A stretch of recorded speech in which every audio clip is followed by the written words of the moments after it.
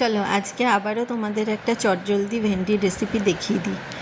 প্রথমেই একটা কড়াইতে তেল গরম করে তাতে পেঁয়াজ কুচি আর কাঁচা লঙ্কা কুচি দিয়ে দেবে। এবার সেটা দিয়ে একটুখানি ভাজতে হবে।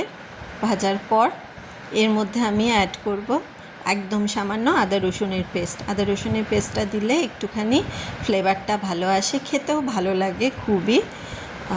দেখো আমি আদা রসুনের পেস্ট ইউজ করব, একদম সামান্য, বেশি দেওয়ার দরকার নেই, একদম সামান্য। এবার সেটা দিয়েও বেশ খানিকক্ষণ নাড়তে হবে যাতে করে ওই আদা রসুনের কাঁচা গন্ধটা চলে যায়। এবারে দেখো আমি সামান্য লবণ আর সামান্য হলুদ গুঁড়ো দিয়ে দিয়েছি। আর কোনো মশলা এতে লাগে না, আর যাবে ম্যাগি মশলা, ওটা আর একটু পরে দেব। এরপরে আগের থেকে কেটে রাখা ভেন্ডিগুলো আমি কিউব কিউব করে কেটেছি, সেগুলো দিয়ে দিলাম। আগের থেকে আমি ভেজে রাখিনি, ভেজে রাখার দরকার নেই, কেন কি ভেন্ডি এমনি নরম সবজি হয় তো, তাই ভেজে রাখার, সব কিছুতে ভেজে রাখার দরকার হয় না। এই রেসিপিটা এরকমভাবেই করতে হয়। দেখো ভেন্ডি দিয়ে ম্যাগি মশলা দিয়ে সুন্দর করে আমি নাড়াচাড়া করছি।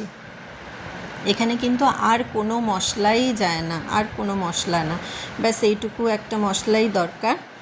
এবারে দেখো বেশ এই 2 মিনিটের মতো একটুখানি চাপা দিয়ে ভেজে নিতে হবে, কেন কি যেহেতু আমি আগের থেকে ফ্রাই করিনি ভেন্ডিটা, তো ওটা সফট হতে একটু টাইম লাগবে, তাই একটু চাপা দিয়ে ঢাকা দিয়ে রান্নাটা করলে ভেন্ডিটা একটু তাড়াতাড়ি সফট হবে। দেখো আমার ভেন্ডিটা কিন্তু অলমোস্ট ডান, প্রায় হয়ে গেছে, আমার রান্না কিন্তু কমপ্লিট। এবারে দেখো আমি একটা পাত্রে নিয়ে নিচ্ছি।